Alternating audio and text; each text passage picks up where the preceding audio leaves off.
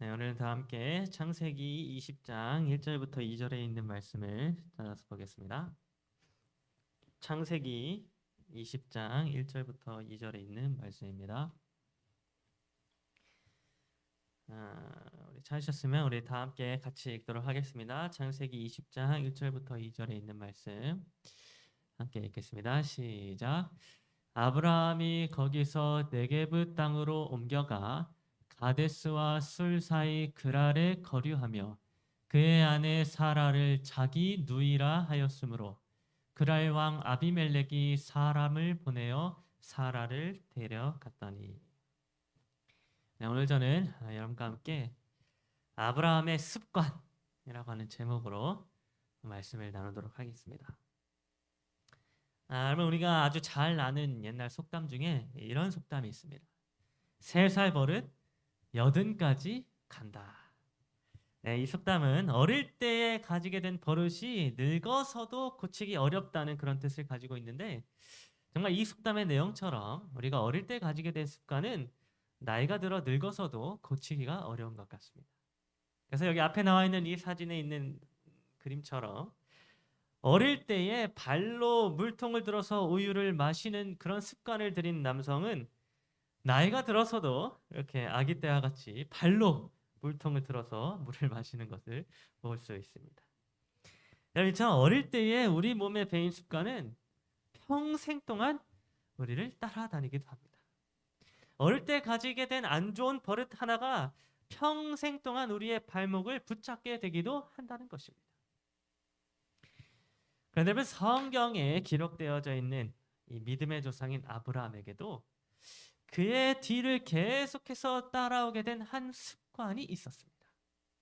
시간이 지나도, 또 세월이 지나도, 또 나이가 들어도, 심지어는 하나님의 은혜를 아주 충만히 받고 용서를 받아도 그 지나간 세월이 무색할 만큼, 또 나이가 들어서 눈가에 맺힌 주름이 무색할 만큼 아브라함의 뒤를 계속해서 끝까지 따라오게 된 한 습관이 있었는데, 그 습관은 어떤 습관인가 하면 바로 어디를 가나 자기의 아내를 누이로 속여서 말하는 그런 습관이었습니다.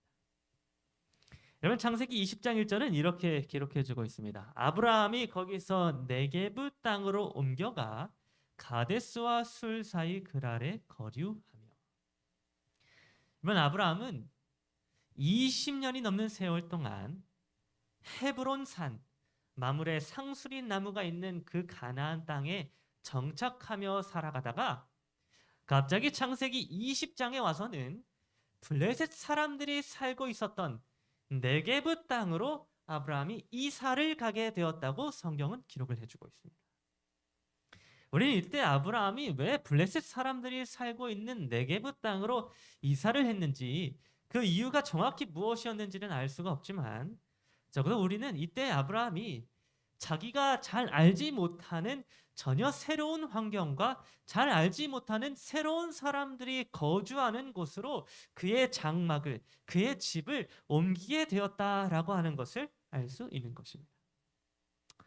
여러분, 이렇게 아브라함이 완전히 새로운 환경과 새로운 장소로 이사를 하게 되었을 때에 그가 처음으로 하게 된 행동에 대하여 창세기 20장 2절은 이렇게 기록해 주고 있습니다. 그가 아내 사라를 자기 누이라 하였으므로. 여러분, 아브라함이 자신의 거처를 옮겨서 블레셋 사람들이 살고 있는 네게브 땅으로 가게 되었을 때에 그가 가지고 있던 아주 오래된 습관이 다시 그를 따라서 나오게 되었습니다.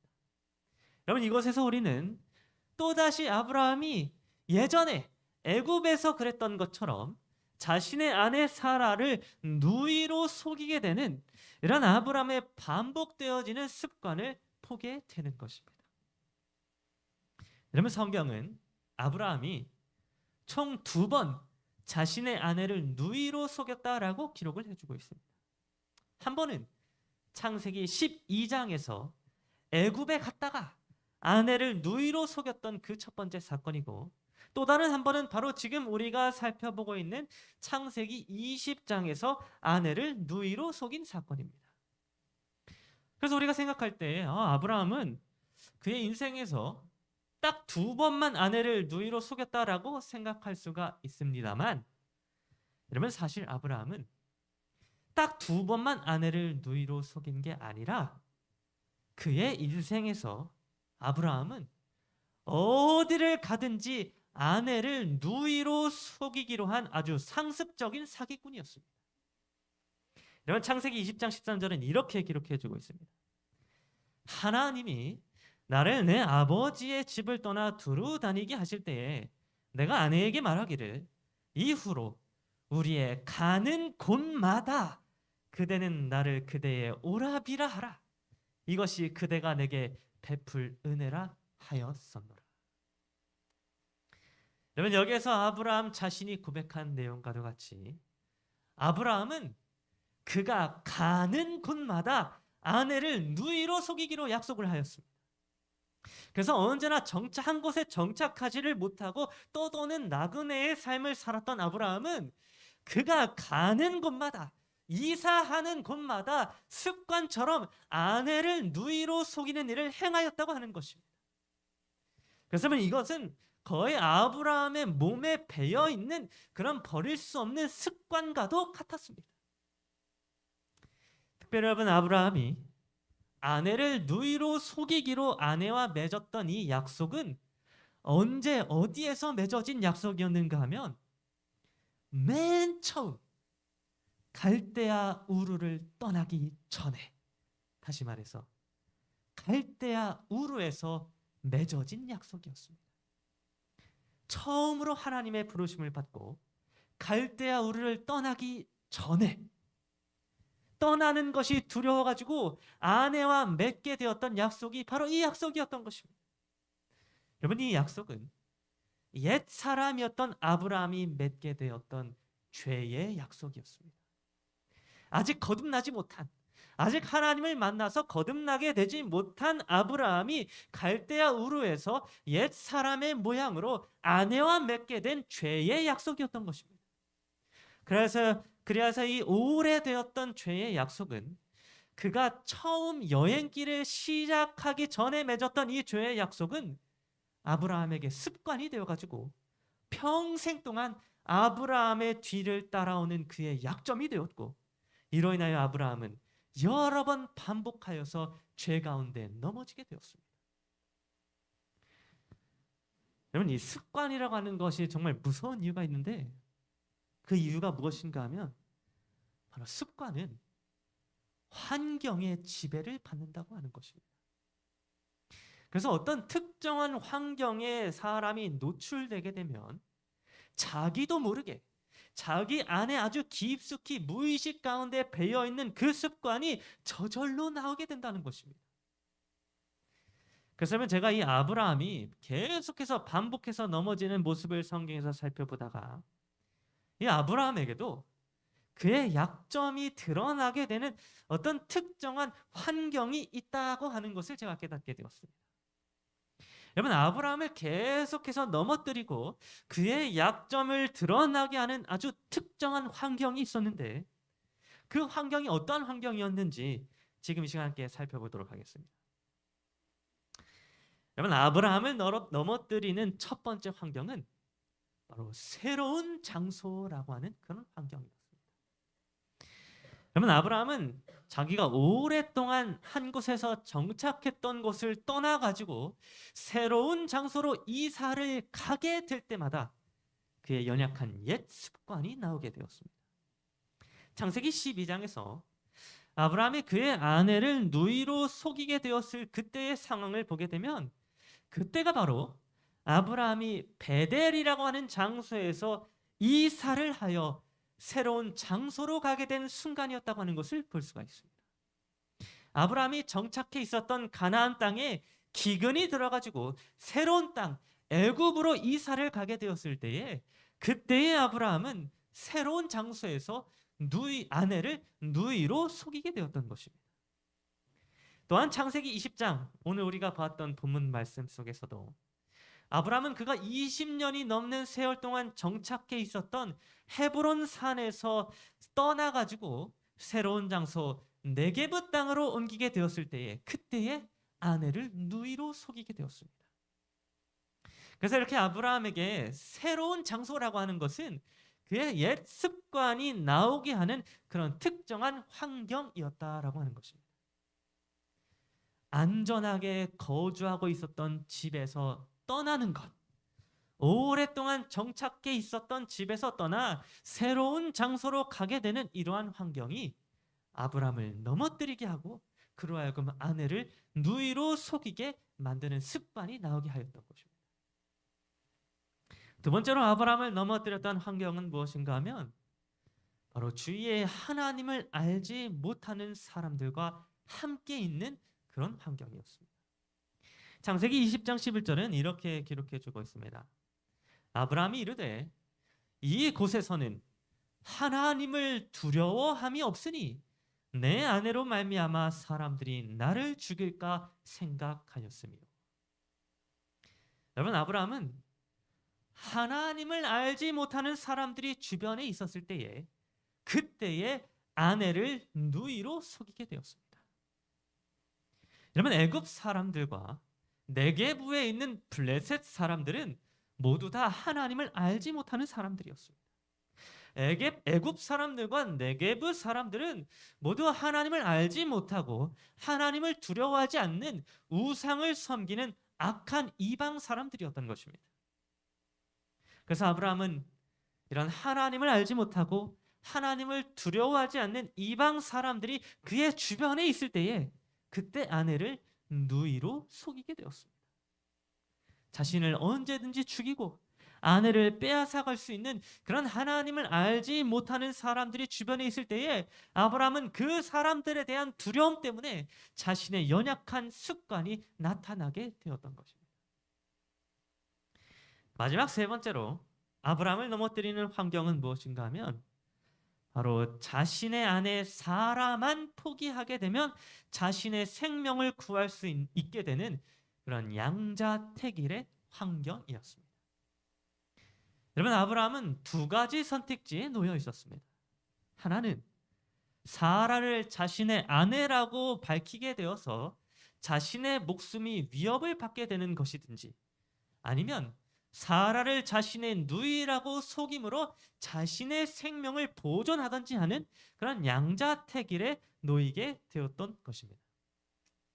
여러분, 이렇게 자신의 목숨과 자신의 아내를 선택해야 하는 양자택일의 환경에 놓여 있었을 때에 그때의 아브라함은 자신의 연약함을 나타내게 되었습니다. 여러분, 사실 아브라함은 자기의 목숨이 위험하지 않을 때에는 결코 자신의 아내를 누이로 속이는 사람이 아니었습니다. 자기의 목숨이 위협을 받는 환경에 노출되지 않았을 때에는 자신의 아내를 결코 누이로 속이는 그런 사람이 아니었다라는 것입니다. 그래서 창세기 18장 9절을 보게 되면 아브라함이 알지도 못하는 행인들에게 아주 당당하게 사라가 자신의 아내라고 하는 사실을 소개하는 장면이 기록되어져 있는 걸 볼 수 있습니다. 그들이 아브라함에게 이르되 네 아내 사라가 어디 있느냐? 대답하되 장막에 있나이다. 여러분, 아브라함은 자기가 잘 알지도 못하는 지나가던 행인들이 사라를 아내라고 표현했을 때에 사라가 자신의 아내라고 하는 사실을 결코 부정하지 않았습니다. 이때 아브라함은 사라가 자신의 누이라고 주장하는 대신에 아주 당당하게 사라가 자신의 아내이며 그 아내가 지금 장막 안에 있습니다라고 행인들에게 소개해 주었던 것입니다. 그러나 이때 이렇게 당당하게 사라를 자신의 아내라고 소개했던 아브라함은 하나님을 알지 못하는 사람들로 인하여 자신의 목숨이 위험하다고 판단되어졌을 때에는 그 즉시로 자신의 아내를 누이라고 속이게 되었습니다. 여러분, 이렇게 환경은 아브라함으로 하여금 넘어지게 만들었습니다. 세 가지 특정한 환경에 놓였을 때에 아브라함은 여지없이 처참하게 넘어지게 되었던 것입니다. 여러분, 한때 이 아브라함이라고 하는 사람은 여호와께 제단을 쌓았던 사람이었습니다. 한때 아브라함이라고 하는 사람은 그돌라오멜의 연합 세력을 쳐부수었던 영웅이었습니다. 한때 아브라함은 지극히 높으신 하나님의 제사장 멜기세덱으로부터 축복을 받았던 사람이었으며 모든 재물을 취하라는 소돔 왕의 제안을 멋지게 거절했던 그런 하나님의 믿음의 사람이었습니다. 또한 아브라함은 하나님의 놀라운 계시와 약속을 받았던 그런 약속의 사람이었습니다. 그런데 그렇게 놀라운 믿음의 모습들을 보여주었던 아브라함이 특정한 세 가지의 환경에 놓이게 되었을 때 정말 처참하게 넘어지게 되는 그런 연약한 모습을 우리가 볼 수 있게 된 것입니다. 여러분, 신앙의 연수가 쌓이고 또 나이가 들어서 조금 더 성숙해진다 할지라도 우리 사람은 언제나 어떤 특정한 환경에 놓이게 되면 아브라함처럼 넘어지게 됩니다. 아무리 위대한 사람도, 아무리 영적으로 모범이 되는 사람도 그를 연약하게 만드는 특정한 환경에 처하게 될 때에 그도 결국 넘어지게 된다고 하는 것입니다. 그래서 믿음의 조상인 아브라함도 환경에 의하여 넘어지게 되었습니다. 그가 옛적에 가졌던 죄의 습관들이 환경에 의하여 다시 나타나가지고 그를 넘어뜨리게 만들었던 것입니다. 여러분, 이렇게 자신의 아내를 누이로 속이게 된 아브라함은 그야말로 이때 처참하게 넘어졌습니다. 아브라함은 이때 자신의 아내를 누이로 속인 그 일로 말미암아 네게브 땅에 있는 모든 사람들 앞에서 정말 큰 부끄러움을 당해야만 하였습니다. 하나님을 믿는 사람이 세상 사람들 앞에서 완전한 창피를 당하고 수치를 당하게 되는 그런 나쁘끄러운 일들을 아브라함이 네게브 땅에서 경험하게 된 것입니다. 여러분, 이때에 그랄 왕 아비멜렉과 그 땅의 사람들은 아브라함을 비난하였습니다. 사람들은 아브라함을 정직하지 않은 사람으로 바라보았습니다. 사람들은 아브라함이 잘못을 범하였다고 책망하였던 것입니다. 그런데 여러분, 여기서 정말로 놀라운 사실은 그렇게 세상 사람들이 아브라함을 향하여 비난을 가하고 책망을 가하는 그 순간에 이상하게도 하나님은 아브라함의 죄를 조금도 책망하지 않으셨다고 하는 사실입니다. 여러분, 바로 여기에서 정말 이해할 수가 없는 일이 벌어졌습니다. 아브라함이 가장 연약할 때, 아브라함이 자신의 아내를 누이로 속임으로 인해서 시험에서 2번이나 넘어지고 하나님의 약속을 저버리게 되었을 그때에, 그래서 아브라함이 가장 볼품없고 가장 부끄러운 수치를 당하게 된 그 순간에 하나님은 그때 아브라함을 뭐라고 불러주셨는가 하면 창세기 20장 7절은 이렇게 기록하고 있습니다. 이제 그 사람의 아내를 돌려보내라. 그는 선지자라. 여러분, 하나님께서는 지금 자신의 아내를 팔아버렸을 뿐만 아니라 그 아내 사라를 통하여 이삭을 낳게 하실 하나님과의 약속도 파기시켜버린 아브라함의 그 연약하고 처참한 모습을 보시면서 그 아브라함을 뭐라고 불러줬냐면 선지자라고 불러주셨습니다. 여러분, 이 선지자라고 하는 이 표현은 하나님의 말씀을 대언하는 사람으로서 하나님과 아주 친밀한 관계를 가지고 있는 사람을 의미해주고 있습니다. 여러분, 분명 아브라함이라고 하는 사람은 이때 하나님과의 관계를 깨트리는 행위를 하였습니다. 아브라함은 현재 죄악을 범하였고 하나님의 약속을 저버리게 되는 그야말로 하나님의 얼굴을 감히 쳐다볼 수도 없는 행위를 하였던 것입니다.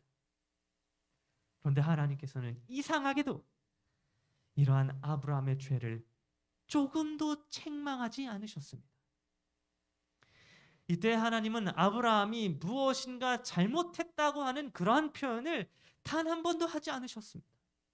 더 나아가 하나님은 아브라함이 나와 아주 친밀한 관계를 맺고 있는 선지자다라고 말씀해 주셨습니다. 하나님은 마치 아브라함이 넘어진 적이 없는 것처럼, 마치 아브라함이 실수를 한 적이 없는 것처럼, 마치 아브라함이 죄를 범하지 않은 것처럼, 마치 아브라함이 잘못한 것이 아무것도 없는 의로운 사람인 것처럼 아브라함의 죄를 책망하지 않으시고 그를 선지자라고 불러주신 것입니다. 여러분 한번 성경을 펴서 찾아보시기 바랍니다.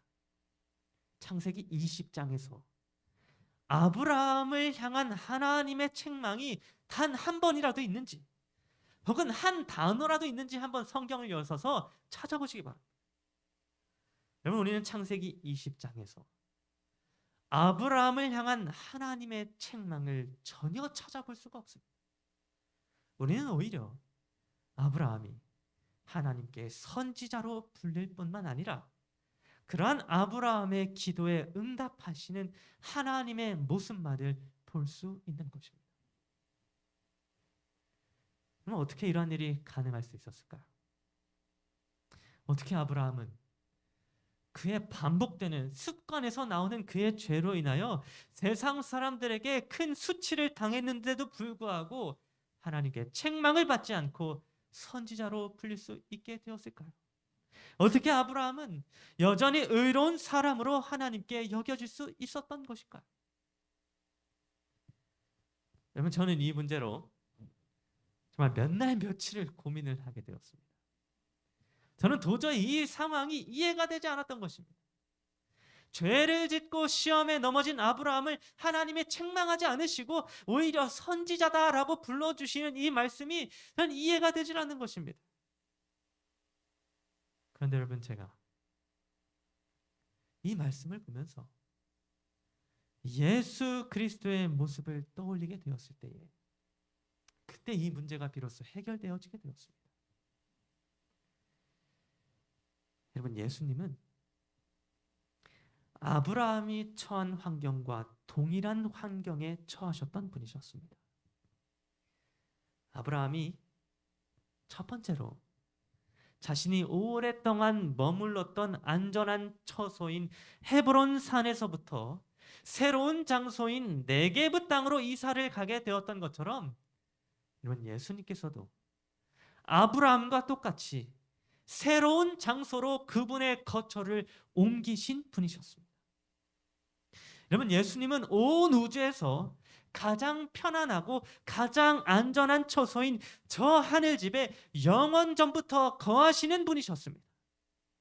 그런데 아브라함이 안전한 피난처인 헤브론에서 블레셋 사람들이 거주하는 네게브 땅으로 그의 장막을 옮기게 되었던 것처럼 여러분 예수님도 안전한 피난처인 저 하늘집에서 우리 죄인들이 거하는 이 땅으로 그분의 거처를 옮기게 되었던 것입니다. 예수님께서는 저 하늘이라고 하는 저 안전한 땅에서 이 땅이라고 하는 새로운 장소로 그분의 거처를 옮기셨습니다. 저 하늘 궁정에서 선한 것이라는 것이 전혀 나올 수가 없는 나사렛이라고 하는 그 천한 동네로 예수님은 그분의 거처를 옮기셨던 것입니다. 두 번째로 아브라함이 하나님을 알지 못하는 사람들이 있는 환경에 들어가게 되었던 것과 같이 예수님도 똑같이 하나님을 알지 못하는 사람들이 있는 환경 가운데에 놓이게 되셨습니다. 그래서 요한복음 8장 19절은 그 사실에 대하여 이렇게 기록해주고 있습니다. 이에 그들이 묻되 네 아버지가 어디 있느냐? 예수께서 대답하시되 너희는 나를 알지 못하고 내 아버지도 알지 못하는도다. 나를 알았더라면 내 아버지도 알았으리라. 여러분 예수님은 하나님을 알지 못하는 바리새인들이라고 하는 사람들과 함께 있는 환경에 처하셨습니다. 네게브 땅에 있던 블레셋 사람들이 하나님을 알지 못하고 하나님을 두려워하지 않으므로 아브라함에게 두려움을 주었던 것처럼 예수님 곁에 있었던 바리새인들도 하나님을 알지 못함으로 예수님의 생명을 위협하였고 예수님을 십자가에 못 박는 두려운 일들을 행하였던 것입니다. 마지막 세 번째로 아브라함이 그의 아내 사라로 말미암아 양자택일의 상황에 놓이게 되었던 것처럼 여러분 예수님께서도 그분의 아내인 우리 교회로 말미암아 십자가에서 양자택일의 상황에 놓이셨습니다. 여러분, 예수님은 십자가에서 교회인 우리들을 그분의 아내로 삼을지 아니면 우리를 세상 가운데에 버려지도록 내버려 둠으로 자신의 생명을 보존할지에 대한 선택을 하도록 십자가에서 시험을 당하셨습니다. 여러분, 예수님이 만일 십자가에서 우리들을 아내로 삼지 않고 그냥 내버려 두시기로 선택하셨다면 그때 예수님은 그분 자신의 목숨을 구할 수는 있었을 것입니다. 예수님은 십자가에서 능력을 사용하셔서 십자가에서 내려와 그분 자신의 생명을 보존할 능력이 있으셨습니다. 아브라함이 자신의 아내 사라를 아비멜렉 왕에게 팔아넘김으로 자기의 생명을 보존하였던 것처럼 예수님도 그분의 아내인 우리 교회를 세상 왕 사탄에게 팔아넘김으로 그분 자신의 생명을 보존할 수 있는 선택권이 있었다는 것입니다. 여러분, 예수님은 이렇게 아브라함이 처했던 환경과 동일한 환경에 놓이셨습니다. 아브라함이 맥없이 무너져 내렸던 그 두려운 환경 가운데에 예수님도 동일하게 놓이게 되셨다고 하는 것입니다. 그러나 여러분, 아브라함은 환경에 실패하고 넘어졌지만 예수 그리스도께서는 아브라함이 넘어지게 됐던 그런 동일한 환경에서 넘어지지 않으셨습니다. 예수님은 그분의 아내인 저와 여러분들을 세상 왕에게 팔아넘기지 않으시고 자신의 생명을 바쳐서 우리를 그분의 아내로 삼아주셨습니다. 예수님은 하늘을 떠나서 이 땅이라고 하는 새로운 장소에 놓이는 그러한 두려운 환경 속에서도 여전히 우리들을 아내로 삼아주셨습니다. 예수님은 하나님을 알지 못하는 사람들로부터 곤경에 처할 때에도 여전히 우리를 아내로 삼아주셨습니다. 예수님은 우리를 그냥 버리기만 하면 그분 자신의 생명을 구할 수 있는 환경 속에서도 여전히 자신의 목숨과 바꾸어서 우리를 아내로 삼아주셨던 것입니다. 예수님은 아브라함이 넘어졌던 바로 그 환경 가운데에서 우리를 끝까지 아내로 삼아주심으로 시험에 넘어지지 않고 마침내 승리하시게 되었던 것입니다. 그래서 성경 로마서 8장 1절은 이렇게 기록해 주고 있습니다. 그러므로 이제 그리스도 예수 안에 있는 자에게는 결코 정죄함이 없나니. 여러분, 성경은 그리스도 예수 안에 있는 자에게는 결코 정죄함이 없다고 선언해 주고 있습니다. 아브라함은 그를 넘어지게 하는 환경 가운데에서 넘어지고 실패하게 되어서 죄를 범하였지만 예수님은 그 아브라함을 대신하여서 동일한 환경에서, 아니 그보다 훨씬 더 견디기 어려운 환경 속에서 우리들을 끝까지 아내로 삼아주셨습니다. 그리하여 아브라함이 예수 그리스도 안에 있을 때 자기를 대신하여 모든 환경 가운데서 승리하신 그 예수 그리스도 안에 있을 때에 예수 그리스도로 말미암아 아브라함은 책망을 받지 않고 정죄를 받지 않게 되었던 것입니다. 예수 그리스도 안에 있을 때 아브라함은 죄 가운데에서도 여전히 선지자라고 불림을 받을 수 있게 되었던 것입니다. 그럼 오늘날 저와 여러분 모두는 사실은 우리가 환경을 이길 수 있다라고 생각을 하지만 실제로는 환경에 의하여 우리들의 연약한 습관들이 나타나게 되고 그로 인하여 수도 없이 넘어지게 되는 연약한 사람들이 분명합니다. 믿음의 조상인 아브라함도 환경에 의하여 넘어지고 실패하고 죄를 범하게 되었던 것처럼 오늘날 우리들도 환경에 의하여 넘어지고 실패하며 죄를 범하게 될 때가 너무나도 많다고 하는 것입니다. 우리들은 정말 연약합니다. 조금만 불편한 상황에 처하게 되면, 조금만 어려운 환경에 처하게 되면 금방 약해지고 옛 사람이 가졌던 본성과 습관이 아브라함처럼 자기도 모르게 나오게 되는 것입니다. 그래서 나이가 들어도 세월이 지나도 하나님의 축복을 넘치게 받았어도 우리는 여전히 환경에 의하여 넘어지고 쓰러지는 연약한 죄인들인 것입니다. 그런데 여러분, 오늘 우리가 비록 환경에 의하여 실패하고 넘어진다 해도 기억해야 할 사실이 하나 있는데 그것은 바로 예수 그리스도께서 오늘 저와 여러분 모두를 대신하여 그 두려운 십자가의 환경을 이기시고 승리하셨다고 하는 사실입니다.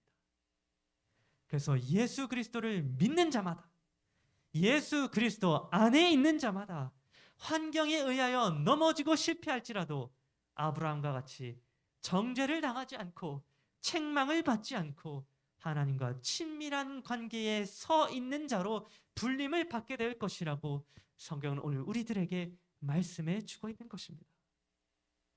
그럼 오늘 저와 여러분 모두가 이 사실을 언제나 기억하게 되므로 환경에 의하여 넘어지게 될 때마다, 환경에 의하여 약해지고 쓰러질 때마다 우리를 대신하여 환경에서 승리하신 그 예수 그리스도로 말미암아 정죄를 당하지 않고 의로운 자로 선언되어서 마침내 하나님과의 관계를 온전히 회복하게 되는 저 여러분 모두가 되기를 간절히 바랍니다.